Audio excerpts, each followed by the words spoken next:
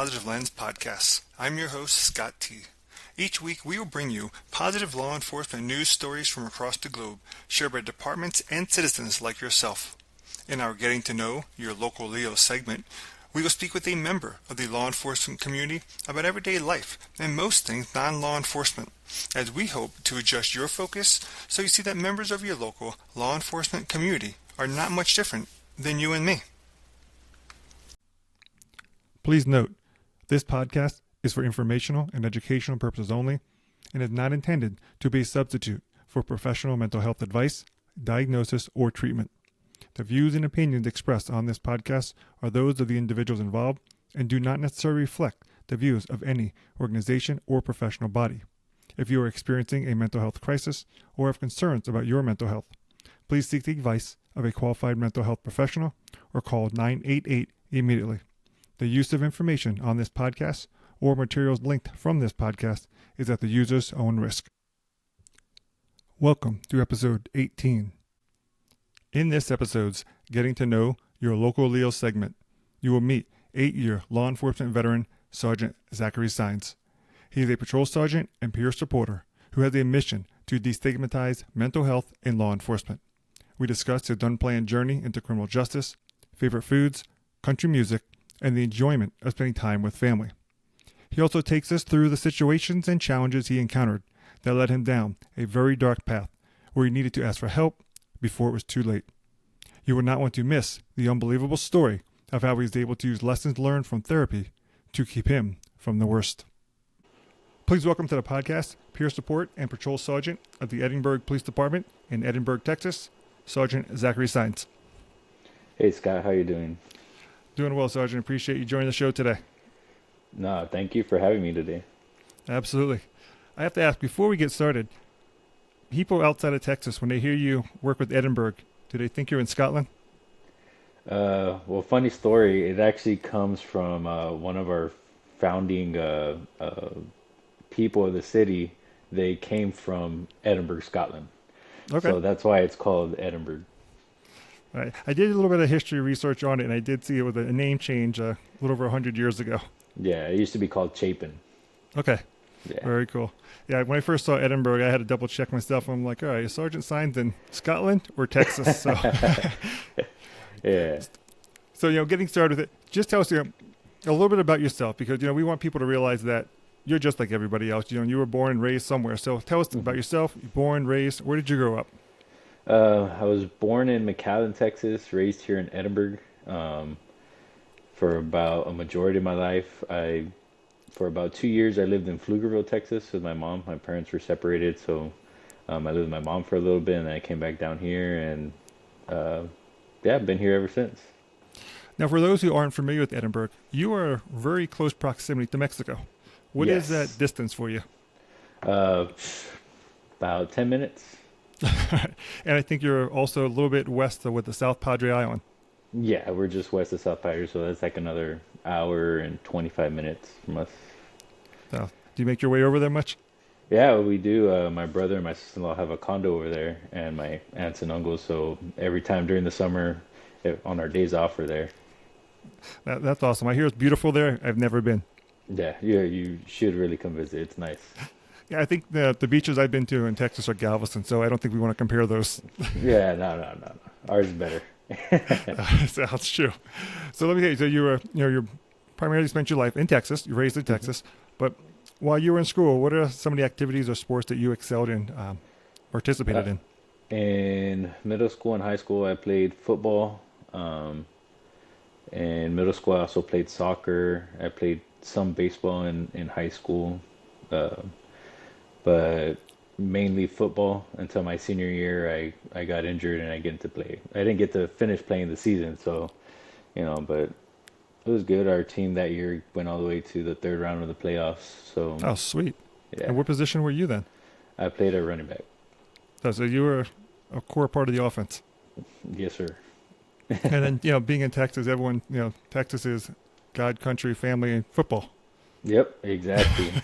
Yep, all over every Friday or Saturday, high school football, college football, and then Sunday, we have the Dallas Cowboys. I was just going to ask, you're a Cowboys fan? Yep. Yeah, well, you guys have had a tough 30 years, but yeah, I'm a New York Giants fan. It's a bit of a challenge for me. I mean, I've had our Super Bowls, but we're more of a laughing stock than anything these days. You know, they're all right. So, growing up in Texas, if you were to reflect back on childhood, what are some of your favorite memories that you had?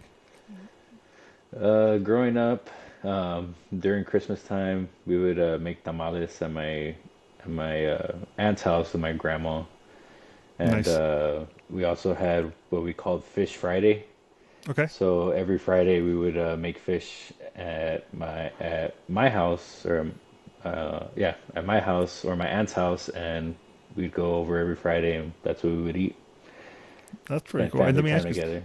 so is that a tradition that you keep today as well? Some of those traditions that you'll carry forward to your family eventually? Yeah, so we now I haven't gone recently, but every Friday we they do a decompression Friday. Tell So me more about after that. How's that work?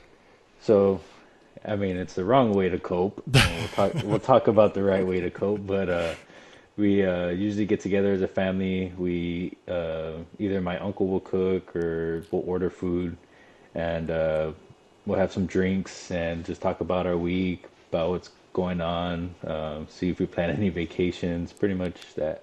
Get enough alcohol in my sister-in-law and my fiance, and they're booking trips all over the world. So Well, yeah, like I said, it might be one of the not best ways to cope, but the family time is you can't make that up, right? That's no, that's the yeah, phenomenal part of it. yes, that's the best part of that of doing decompression Friday. Awesome. So now you've been in law enforcement for 8 years, but tell us a little bit Yes. more. What led to you pursuing a career in law enforcement, and were there other careers that you were considering at that time? So when I applied to be a cop, I was working at the sheriff's office as a quartermaster or assistant quartermaster, and I didn't want to be a cop. I was still in college, pursuing a degree in psychology. Eventually, my main goal was to be a. First, it was I wanted to be a pediatric oncologist, but then I thought I don't think I could tell parents, that their kids are sick, and I was like, yeah, no, that's not for me. So then, when my dad came back from Iraq and stuff, I got into the whole psychology part of it. So I started going to school for psychology, and I wanted to be a psychiatrist. Well, I don't think I could do med school. So while I was working at the sheriff's office, the Ann Arbor Police Department was hiring at the time, and my lieutenant at the time was like, "Hey, you know what? Apply and see if you get in." And so it just happened. I didn't want to be a cop. It was never my dream to be a cop. But my dad was a military police officer, and he also was a bailiff at our county courts for child support court, and Okay. he was also a corrections officer with the state. So, and then during that time, my brother had just started with customs, so he's a customs agent right now. So it Very was nice. time to join the family business. Yeah, that's what it sounds like. It wasn't necessarily the path, but you were surrounded by it growing up Yeah. quite a bit. Hmm. And the part you mentioned about the oncology with children, in your role in law enforcement, you've had to deliver some challenging stories. Yeah. So you mentioned going to school for psychology. How has that helped you have those conversations with some of the parents? Um, I mean, it's hard to talk about even with you know um, I've been to calls where people have passed, um, children have passed, and it's hard to tell these people, what's going on, right, and what Yeah. happened, and um, it affects them, but it also affects us as police officers. We sometimes we tend to think that we're just the badge and the gun, but we forget that we're human sometimes. So, it affects Yeah. us a lot. Yeah, I know we're going to cover more about that probably going further with the episode, but that's absolutely true. No matter how much training you go through in preparation for it, the human element is irreplaceable, and Yeah, that's the fabric of who we are. yeah, thinking of some of the little more fun stuff at the moment, though. So I know you do fish fries on, well, not fish fries, but, decompression Fridays, you do fish. Hmm. Outside of the fish with the family, when you're not at work, I say when you're not at work because that could sometimes be fast food. When you're Yeah. outside of the work part, what is your favorite food? What do you like to get down and dirty and eat? Uh, sushi, or if I'm cooking, just barbecue, steaks, Barbecue. fajitas, um, stuff like that. That's pretty much what my diet is outside of work. So I'll start with the sushi because I like both choices you mentioned. What is your sushi dish? My favorite sushi is the Godzilla roll. Tell me about the Godzilla roll. I mean, I haven't heard of the Godzilla roll, honestly. It's I actually don't even know what's in it. If you ask me like for the So you're telling me ingredients you eat sushi, you don't straight even know what you're out, eating. I know what it is. I just I don't remember all the ingredients inside of it, but I love eating sushi, and we actually have a all you can eat sushi place here, Oh, that's and sweet. yeah, so it's pretty good. But yeah, I mean sushi is my favorite thing, and with some fried rice, you know, can't forget the rice. The tough part about sushi is there's so little fish in it, we'll call it, and so little vegetables mixed in with it, and it's wrapped in rice, and you eat so much of it, and then you sit down, and all of a sudden that rice starts to expand, Yep. and yeah, you feel it later. You start getting full real quick. You start drinking the water, and then it just expands even faster. Yeah, it's a bad combination. Yeah. On the barbecue, so is there a specialty? Yeah, I love cooking fajitas on the grill. Sometimes I'll do ribs. Okay, I've only cooked one brisket in my life. It they're hard actually to came out cook. pretty good. Wow. It Kudos, actually kudos. Yeah, came out pretty good. I mean, for my first time, it came out good. But yeah, at least you thought it tasted good. yeah, Yeah, ribs are great, and there's that fine balance between having them fall off the bone, and if you just go a little bit too long, they're tough as hmm nails, and yeah, they lose. That's when you drown in barbecue sauce. yeah. You just put as much until it's moist enough to eat. Yeah, exactly. All right, so I know you enjoy the food. So when you're hanging out with your friends, what is it you guys are doing for fun? What is it? Is it cooking? Is it socializing besides food? Like, what is that environment for you? For when we hang out with friends, and usually if I'm hanging out with friends, it's with me and my fiance, and we're usually here at the house hanging out, barbecuing. Um, Lately, I haven't been drinking much, but they'll have some drinks and stuff like that. So, yeah, I mean that's pretty much when we hang out with friends. Every once in a while, we'll go out to a bar or a, a country bar and just sit, talk, sometimes dance. I'm not really good at dancing. My fiance is, but I'm not. So Wait, you go to a country bar, you have to dance. yeah, I attempt to dance. All right. I attempt. So So, all right, so a country bar. Now, I guess you like country music. If we were to grab yep. your playlists, is that the top of the list, country? Right now I've been listening to a lot of Christian music, but Okay. right after that is country. Yeah, All right. country for sure. And you mentioned drinking in the bars. It seems like the more we drink, country music becomes more the top of the playlist. Yep. Yeah, it starts going up there, and in our culture down here, it's once you drink enough, it gets into the Spanish music, Tejano and Norteño and stuff like that. So My wife is Spanish. I can appreciate that as well. So when the party starts to change, the music does as well. yep, So exactly. you mentioned that you and your fiance though. Is she a cook with you as well? I do most of the cooking. Sometimes she'll do. I will tell you, she makes a mean Toscana soup. Okay, that So works. she's actually gonna make some tomorrow. So I'm gonna go grocery shopping right after this. So that way I can get the stuff. So that way she can make it. But she makes good soups. She tried chicken noodle soup. Tried making chicken noodle soup for the first time a couple weeks ago, and that was bomb. So, but she can cook. But Well, that's classic. You got the ribs going, you got the meat going, and she's got the soup going. You're covering everything. yep. She loves cooking, making the sides and stuff too. She'll make rice and beans and stuff like that. So, Yeah, yeah. My wife pretty much says every meal has to have rice and beans with it. And yeah, I'm Italian, so for me, every meal is pasta, and she's rice and beans. So we really load up on the carbs. yeah. So That's a well carb diet there. it is, yeah. If they told me to go to a zero carb diet, I think I'd have no food to eat. I'd be in trouble. All right, so you guys hang out. You go to the country bar, hang out. There you have your playlist. What's the last concert you went to? Not for work. I know with work sometimes you have to probably Hmm. oversee concerts, but for fun. Man, what was the last concert we went to? Last concert. I'll tell you one I remember. I don't remember if that was our last one. We went to a Luke Combs, Cody Johnson, Zach Bryan, and Morgan Wade concert in Denver Wow, back in 2021, I believe. that's a killer concert.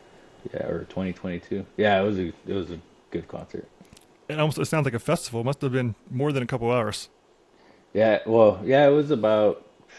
We went to the pre-party the day before, and then we went to the concert the next day, and it was pretty good. And it was on May 22nd, which was we got to Denver because it was in Denver at Mile High, Okay, and it was snowing in of May, course it would and in Denver. I was like, what? It's snowing this late in the year, so Yeah, you never know with Denver what you're gonna get there.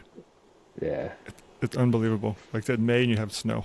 Who would ever think that? yep, So, exactly. all right, so changing gears a little bit. You're telling me a little bit of history already about where the name Edinburgh come from. So Hmm. if you had the opportunity to go back in human history and change something, an event that occurred or something, what would you like to change? Man, that's hard because I'm not a big history buff, but um, I guess I would say just in general changing stigma around mental health, in our professions as police officers, first responders, military, and maybe if we would have started way back then, we could have saved a lot of lives, you know, Yeah, up to now. uh, that's true. And if you, it's tough to really, I guess, to even determine where it started. Hmm. Just somewhere along the journey, it became a negative for someone to have a mental health challenge. Yeah. So, you. All right, so sticking with some fun stuff before we get to some of the mental health pieces for you. So, if you could teleport, if we just said, all right, Sergeant Signs, right now, pick a spot, teleport anywhere on Earth, where would you go? I really want to go to Greece. I want to go to Greece. Santorini, Greece. Yeah. That would be phenomenal. Who would you bring with you, though? My fiance, of course. All right, so maybe that'd be the destination wedding. Uh, yeah. Well, hopefully our honeymoon. Yeah, if you have a destination wedding in Santorini, you have a lot of pissed off family members. Yeah. Yeah, because nobody would go because, Exactly. Now, yeah. is there something about that spot that is captivating to you, or what actually drives I you think there? it's just from pictures that I've seen, it just seems real peaceful and nice and calm, and the history around Greece in general. I would love to see all the historical markers and stuff.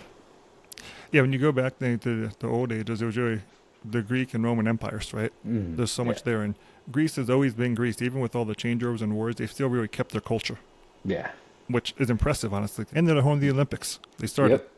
Yep. Exactly. So that's pretty cool.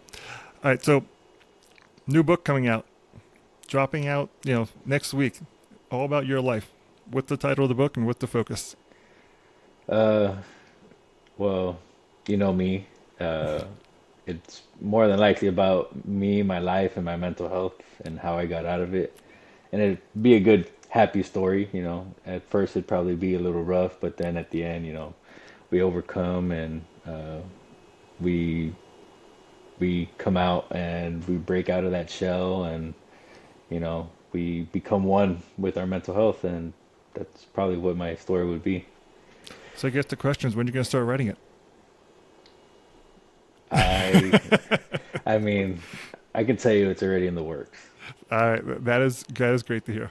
Yeah. Now, you mentioned your dad served in the military. You mentioned that you have experience with family who's in law enforcement. You mentioned different things. You mentioned your parents were separate growing up. A lot of things impact our lives. But if you were to go back and think about something that shaped you to be who you are today, what is that event for you?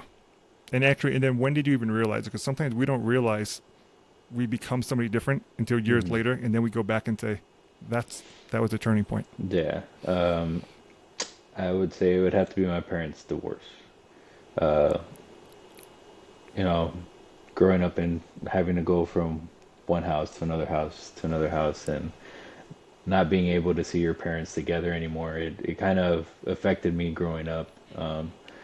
But in the long run, I mean, I think I'm okay. I came out fine, You but no, too. I would say that was a big turning point. But luckily, I had a lot of family support from both sides. Well, of my family. So yeah, I mean it sucked, but at the same time, it we were able to get through it. And I would say that was probably one of the biggest changes in my life. And I think you hit the nail on the head. You said the family support, Yeah, because no child wants their parents not in the same house. But yeah, once it happens, it's a whole new development you have to work with. And yeah, when you have family support from both sides, they're keeping your family mended together for you. You're yep, hearing the stories about mom, you're hearing the stories about dad, and while they're not individually sharing them, you're keeping the positives of the family rather than one family member pitting the other against each other. yeah, Right? And unfortunately, with divorce, that usually happens. You always hear all the bad about one parent. So, yeah, but yeah, we learn from them for sure. You yep, know, beyond that, in law enforcement, a lot of things you experience in your career, and you have to try to balance with those things, right? You have to try to cope with the challenges. yeah, Oftentimes, within the job, because hmm, what you do in law enforcement and what you experience is different than most others. yeah, But for people to understand that law enforcement professionals have to balance not just what happens in the professional life, but also balance with the challenges in their personal life. mhm. Can you share with us a difficult personal situation that you experienced during your career, and how do you cope with it? Yeah. So I started back in 2017, and uh, I can tell you my first deceased person that I went to was a suicide. Uh, it was a male that had shot himself in the head, and they don't train you how to you know uh, look at the scene. You just go in and start processing stuff like that, Right. and so uh, after that, my field training officer at the time asked me like, "Hey, after the call, do you need a debriefing? Do you want to go back down?" And because of the culture, I didn't want to seem weak, and I was like, "Nah, I'm good. Let's go." Right. 2 weeks later, I started having the nightmares, and the scene would play over and over and over again, and I really didn't think anything of it. In 2021, my grandma passed away from Alzheimer's, and that was hard, but you know she was on hospice at my aunt's house, and so I go to my aunt's house to go see her before the funeral home gets there. And while I assist the funeral home, put my grandma in the back of the funeral home van, and I notice that I have no emotion. I'm not crying. I look at my dad, with his PTSD and stuff like that, the stuff that he deals with. I notice that he's not crying, and at that point, I knew, part of my French, but that I was up. Yeah. It was, I knew I needed the help, but at the same time, I was still scared to get the help because I didn't know what was going to happen to my career if I went to go get that help. And then in 2022, I was involved in a critical incident, and that was pretty much the cherry on top. And I started spiraling downward and started drinking heavily, suicidal thoughts. And it got to the point where I had drank heavily one night at a wedding, and while my fiance is driving us back home, I wanted to jump out of the car. Luckily, I had already started therapy, and even though I was inebriated, I could still grab onto some of the tools that I had learned from therapy. And the way I describe it is like I was literally fighting with myself in my head, like Wow. to stay alive or to jump out, you know. And it was difficult because my fiance is driving, Right. and she's seeing me like this, and she told me the next day, she's like, I could literally hear you fighting with yourself. Like some of you just sounded super dark, and part of you was like no, just hold on, like you're almost there, like. And yeah, I mean, it was that was a big uh, game changer in my career. Yeah, those three completely unrelated events had such a tremendous impact. I'll go with just saying sorry for you lost your grandmother. I know how difficult that can be. I had mine down the street from me growing up, and to see her pass when hospice. I was at the house when it happened, but Mm-hmm. my experience was different than yours because they said you're training. I want to go back to that what you mentioned when you showed up that scene. They said you're not taught to have emotion. You're taught, like I Yeah. said, to process. Mm-hmm. And I guess when you've done that for a period of time, it starts to bleed into your personal life. Yeah. So like I said, with your grandmother, and it was just another body almost for you. It seems like. Yeah. And I commend you though because like I said you started therapy Mm-hmm. while going through it, and I can't imagine how your fiance felt. Like she said, sitting in the car seeing it, but Yeah. you're right there having an internal fight with yourself. But the thing Mm-hmm. was, either the alcohol and everything else, the fact that you can latch on to some of those tools is Yeah. commendable because you're at that point at a very, we'll call it dark time for you, Mm-hmm. but you're still able to reach up to pull yourself out. Yeah. And and our minds, they're amazing, right? They're so powerful. They keep us Mm-hmm. alive every day, but yet they Yep. can destroy us. Yep. And I That's very true. almost, it's almost like a movie. Like our mind turns against us, and it's just unfathomable to think about. Yeah. It's a. You mentioned PTSD. And, Mm-hmm. oftentimes people associate PTSD really with the military, Yeah. but the reality of it is, law enforcement officers, other first responders, but law enforcement officers in particular, in this case, they experience PTSD as well and other mental challenges. And you've been a strong advocate for removing it, to destigmatizing mental health, Yeah. especially in law enforcement. Can you expand on what you've seen from not just in your personal life, but what also you have Mm-hmm. been able to see as being a peer support with Edinburgh, and what allowed you to further really be advocates for others, and explain some of the challenges that those in law enforcement are facing because of fear of the stigma? Yeah. So you said PTSD.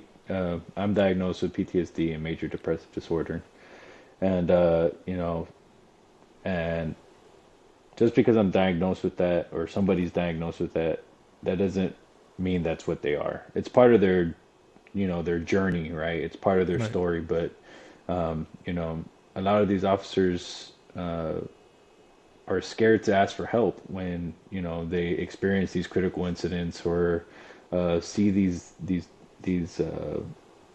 bodies, dead bodies, and, they accumulate over the years. Right. And some of these officers are suffering by themselves in silence. They think that other officers aren't going through what they're going through, and so they shut down and just keep it in, while it's destroying not just them internally, but also their families, their relationships, their finances, and stuff like that. So through peer support, one, I'm part of the Texas Law Enforcement Peer Network, which in our state it's a statewide program, and and what it does is anybody that has a TCOL license, a Texas Commission on Law Enforcement license, they can go onto the website, download the app, and it's all anonymous. Everybody has the same login, username, and password, Right. and they usually try to pair you if you need help. They pair you with somebody away from your region, from a different region, so that way you can keep that confidentiality. And I used that when I was going through my stuff, and it worked wonders for me because now I didn't have to talk to anybody here, and we didn't have a peer support team yet, and I was able to talk to two other officers in the state, which helped me.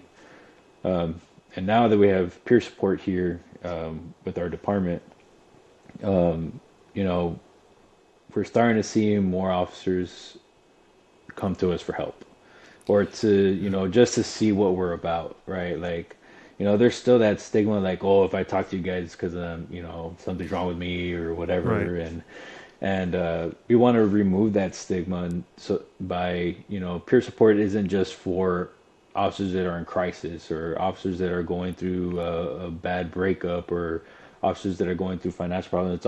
We want peer support to be known as, peer support. We're there for you when you get promoted. We're there for you when you retire. We're there for you on your birthday. We're there for you, you're in school, for your graduation, whatever, milestone that you hit. Peer support also wants to be there and support you through that. So we want to remove the stigma of not just the mental health aspect of peer support, but also peer support in general, because it has that negative connotation that, oh, peer support's only when you're going through bad stuff. It's like, no, we're there for you all the time. Yeah, and that goes back to, in life in general, right? People can be there for the major events in your life, but you want people to be there for you some of the small events too, because the small events can turn into some of the biggest impactful ones.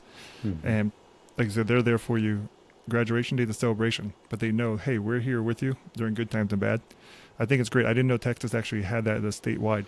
And, Edinburgh, I think you and I previously talked about it. It's a department of, we'll call it about 200.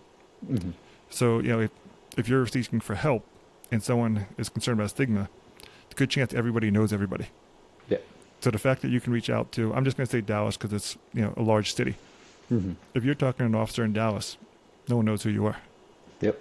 So it allows you to have those open, honest conversations without any fear, which is a good starting point. Like, we want to get to the point where you can have that conversation in the office with somebody else and not have to deal with it. But I say deal with it, don't deal with the stigma, right? But the fact that you have that's outstanding network. Only recently we've started to hear about celebrities and athletes talk about mental health, right? Then, which I do believe is helping with the stigma, because young children put these athletes, for better or for worse, on a pedestal. They idolize them. So at younger ages, they're taking days off for mental health. They're taking a break for mental health. And I think that's a good thing. Officers are less inclined to talk about in the public forum, on a regular basis. And you mentioned about talking amongst yourselves. And, I think it's a great thing that officers do help each other, but oftentimes it appears that officers will try to talk to each other, because if I'm talking to you about it, the thought might be, well, Scott's never gone through this, so he can't understand it. And I know that's not necessarily the case of how people provide help.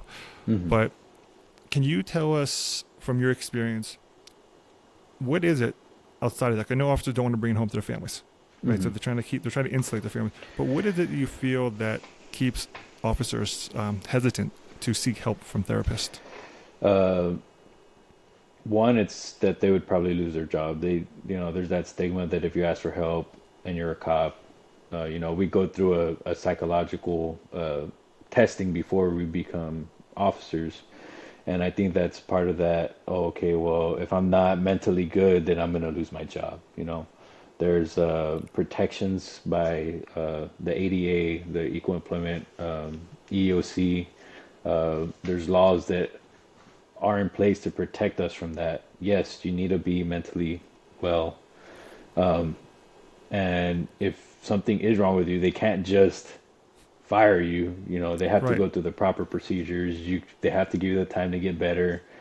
But that for sure, that's probably the number one. Confidentiality is the second one. They're scared that if they tell a therapist that something's wrong with them, that the therapist might tell their department. So we all know HIPAA. There's HIPAA laws, and they cannot disclose anything unless you're suicidal at that point in time, or homicidal, or if there's any crime that has been committed. Right, imminent danger to somebody or yourself, right? Yeah, so they have a duty to report it. But other than that, I mean, they're not going to say anything. Anything that you say, like I said, my therapist knew that I had these suicidal thoughts, but when I told her, I wasn't suicidal at the time. So we just come up with a safety plan and go from there. So she didn't have to report it, because at that point in time I wasn't, But I would say that for sure, the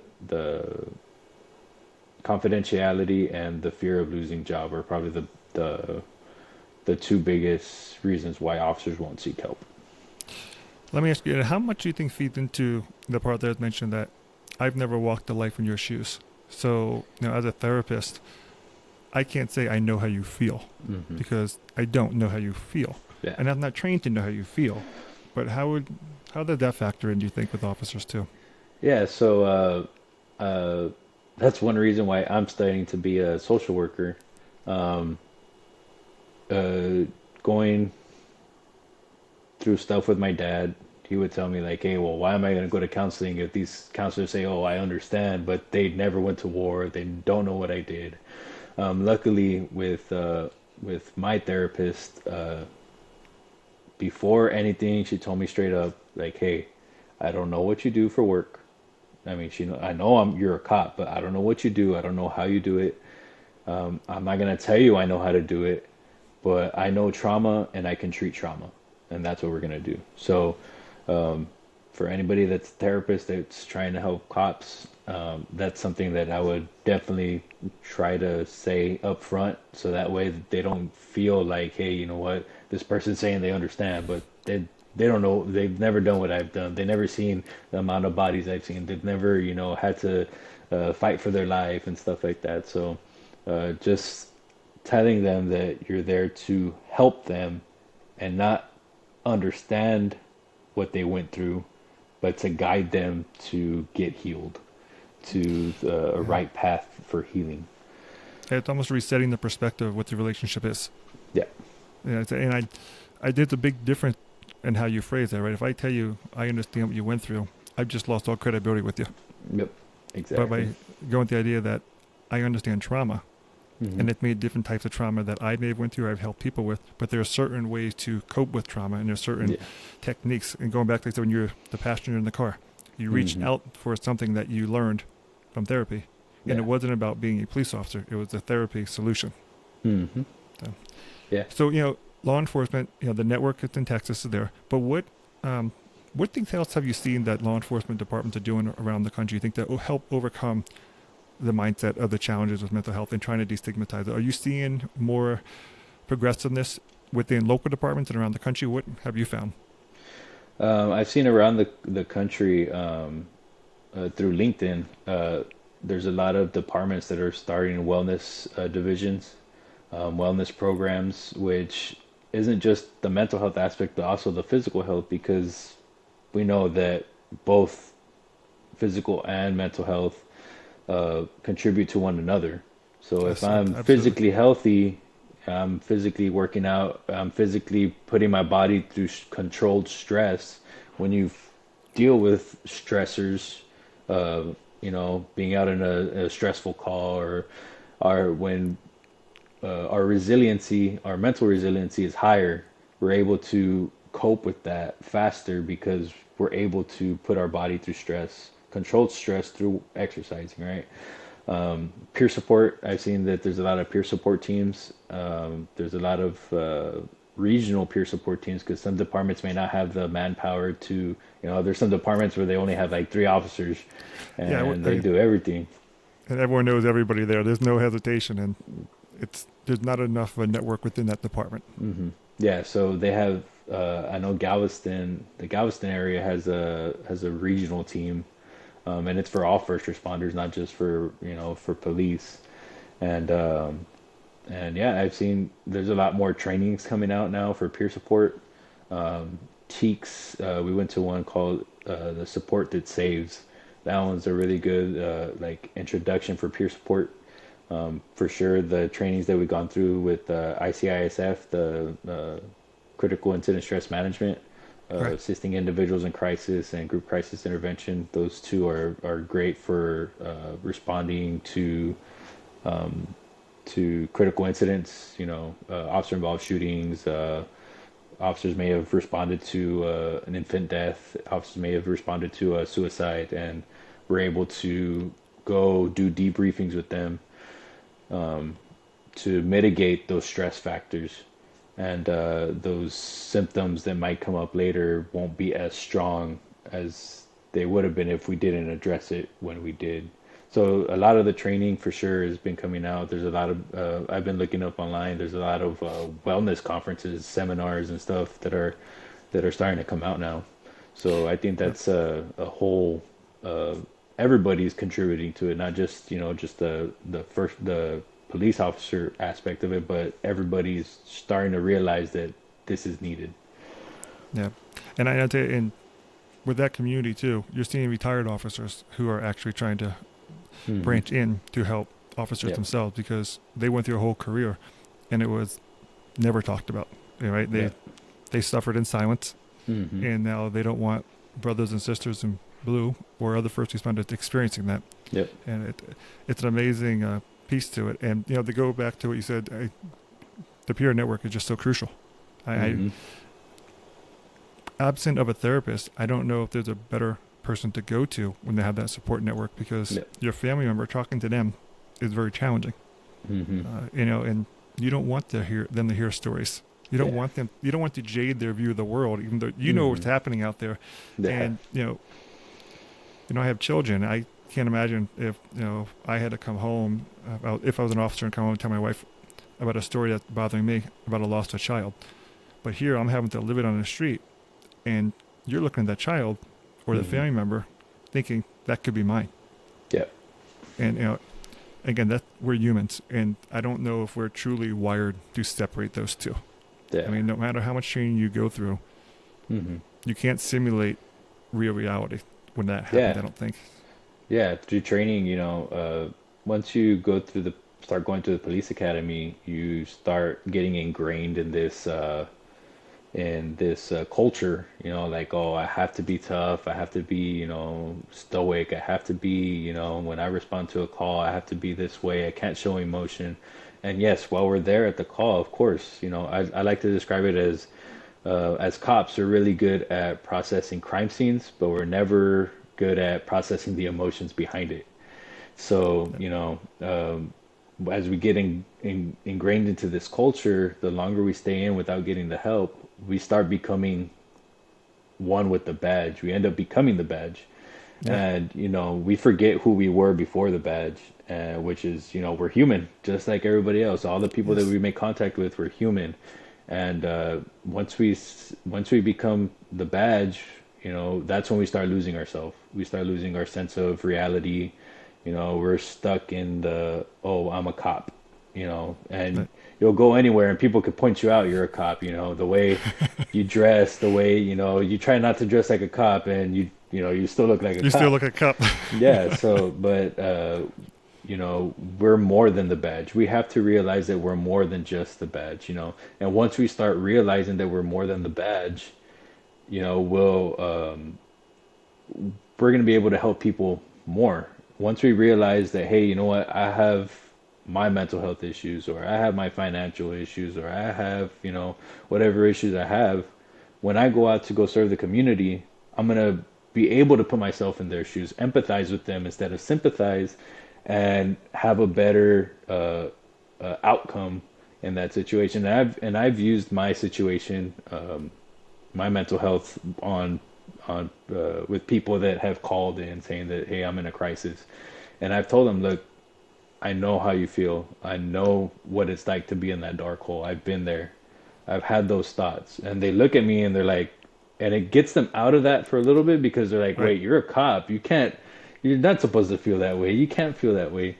And once, you explain to them like, hey, well, I'm human just like you. And they start realizing like, oh, okay, well, if this guy has these issues and he's a cop, I could do whatever I can with my mental health disorder or with my mental illness or with whatever illness I may have, and it'll help the culture, the police culture, help the community better once we realize that, hey, you know what, we're just like everybody else. We're more than that badge. Yeah, the badge doesn't define who you are. You define who you are. The badge is a part of it. Not the only piece, right? And I'm glad you put the plug in. That's what we want. People realize that law enforcement is just like everybody else. But it is true because we are all fabric of human beings. We all came here, whatever direction people want to go with how we got here, but we're all still made up of flesh, bones, blood, muscles, right? Tendon, ligaments. We can come out with all the science behind it, but we're all made of the same cloth. And we all have to battle trials, tribulations. We have to all battle those things. And so when you're talking to someone on the street, that connection breaks down the wall. And that's when you go from the protecting to the serving, right? Because Yeah. not everything you do is about apprehending a criminal. Yeah. And some people I've spoken to said they also find that they do more service sometimes than protecting. Yep. You Yeah. know, No. for good. Yeah. No. We have a lot of people that try to, they come in and they're like, "Oh yeah, I'm ready," and it's like, yeah, it's not all about kicking down doors and chasing bad guys. Yeah. Most of our job is just community service. That's what it is. But it's so vital because that Yeah. community service also helps reduce the criminal side of it. Yep. So for individuals who are in the law enforcement community and they're experiencing challenges and they're trying to figure out what they should do, what message would you have for them today? Don't be afraid to ask for help. Don't be afraid to seek that help. We're so good at, calling for backup, code 2, code 3, and when we're in a physical battle, right? We're calling for that code 3. But when we're in that mental battle with ourselves, we're scared to call for that backup. We need to not be so scared and ask for that help. Call for that code 3 whenever you're battling your demons. It's just like in any other physical fight that you're in, but now it's in your head. Just call for that code 3, ask for that backup, so that way we can help each other and we can get better together instead of having to fight alone. There's this saying, nobody in this family fights alone. So whenever they need help, just seek it. However you need to seek it, with a peer, with a counselor, a therapist, anybody. They can reach out to me on LinkedIn if they need somebody to talk to. There's other officers, retired and active, that are on LinkedIn that would gladly, help out anybody that needs it. Yeah, that's what I was going to say. If somebody does want to reach out to you, they should just reach out to you on LinkedIn and just connect with you. And whether if it's for peer support or even to help you collaborate, as we're trying to talk today, right, and help de-stigmatize the mental health component of it. So, with that, and going back to the bridges, so moving away from the mental health piece, but doing the part of it where the community and law enforcement has to work together. What do you think are the ways that you guys can collaborate and build stronger bridges between law enforcement and community? What are some of the key components for you? For sure, just going out and talking to the public, letting them know, like, hey, we're just like you. We have the same issues that you do at home. We have those at home. We help you. We help you with your issues, but then we can't even solve our own issues. Just coming together as a community to realize that we're all humans, and that being a police officer is just a profession. It's just a way to put food on the table, just like anybody else going to work.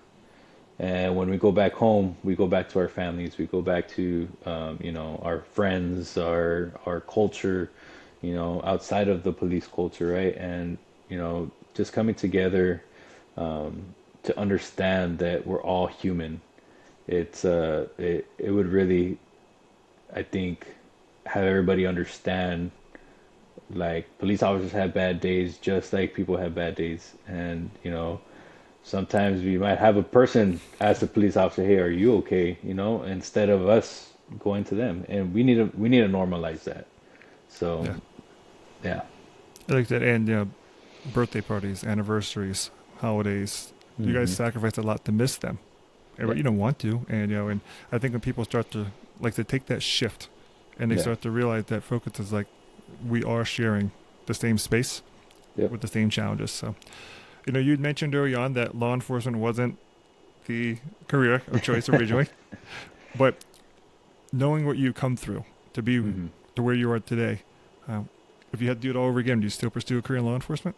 I would do it just so that way I could help everybody out. Is it nowhere the help because you discovered, I believe, it feels like a path and passion for you to help on the mental health side versus more just a law enforcement component? You could bridge them together? Yes. Yeah. So, for listeners out there, we always like for them to realize that, we were talking about the service, but safety is important. Protection is important. And we oftentimes put ourselves in situations that get us in trouble.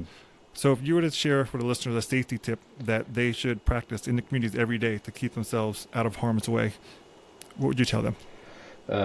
be aware of your surroundings. If you're going shopping or in a big shopping area, make sure you lock your cars. Don't talk to anybody that you don't know that's coming up to you while you're walking to your car. If you feel like there's something off, walk back inside, call 911, and so that way you can, be safe, because in the world that we're in, we never know what's going to happen. So Right. just be aware of everything. And it's unique because that is a common thread that law enforcement shares, is that being aware of your surroundings. Because if we just open our eyes, and we've all been victims, and stop looking down on our phone, the world is a very different place around us. Yeah. Your phone's not going to tell you who's walking up behind you. Yeah. I mean, unless you see the reflection, but that is true. That is true. Well, Sergeant Saenz, this has been a great conversation. I really, I'm amazed by your passion for assistance with mental health. I think it's phenomenal. You taking the time to be on here and be a guest, and we appreciate, like I said, not just your service to the citizens of Edinburgh, but it's really your commitment to your peers, your commitment to your citizens that way. And like I said, and you're keeping them safe, but you're also keeping them safe in a way they probably don't realize yet. You're helping them understand maybe who they are. And like I said, sharing personal experiences and getting them to realize that there is a similarity between what they're going through and that you may have went through, I think increases the safety, because that public awareness and that relatability develops. And then, the mission to destigmatize mental health, like I said, if you could change the course of one event in history, that event being removing the stigma of mental health, I can't imagine how different the world would be if people actually looked at it differently. And how many people experience mental struggles because they were stigmatized. I mean, it exacerbated the condition rather than helped the condition. Yes.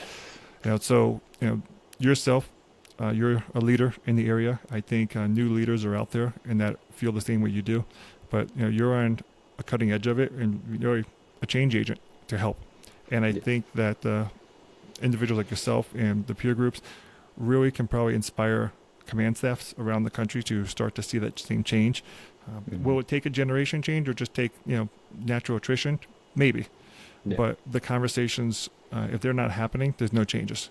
So the voices are getting louder. At one point, the path, I think, for seeking help with mental health was very narrow. But it's like a single lane road is slowly became a double lane road, right? And then a 4-lane road, and it feels like we're marching towards making highways so people can freely travel without stoplights, other than when they need for help. And so I appreciate all you're doing. I mean, the 8 years of service in Edinburgh has been phenomenal, I think, for the citizens. I think they're really, truly blessed to have someone who genuinely cares about them. Even the criminals, they are going through challenges as well. So your genuine care is important. And I just want to say, stay safe in your patrols. You're out there serving, protecting, and I really appreciate that. And I really appreciate you joining us today and being part of the Your Positive Lens podcast. Thank you, Scott. I appreciate it, sir, and I hope we get to talk again sometime soon, and maybe get some updates on food and your future book. Alrighty. Thank you, sir. Scott. We'll talk again. Sir. Thank you. Bye-bye. Mental health impacts all, not just law enforcement, as you heard about today, other first responders, or those in the military. It impacts all aspects of life, affecting how we think, feel, and act, and can lead to many difficulties in personal or professional relationships, our work, and overall well-being, which can potentially result in physical health problems as well. If you are experiencing a mental health crisis or have concerns about your mental health, please seek the advice of a qualified mental health professional or call 988 immediately. If you liked this episode, follow us on Spotify, Apple, or wherever you get your podcasts. Provide us your feedback in the comments and leave us a rating or review. We truly appreciate your opinion. And then follow us on LinkedIn or Facebook to get all the latest updates. Remember, you can always find places that will share negative law enforcement news stories. But here at Your Positive Lens, you will only find your positive law enforcement news stories. Once again, I'm your host, Scott T. Thanks for listening, and we'll capture you on the next Your Positive Lens.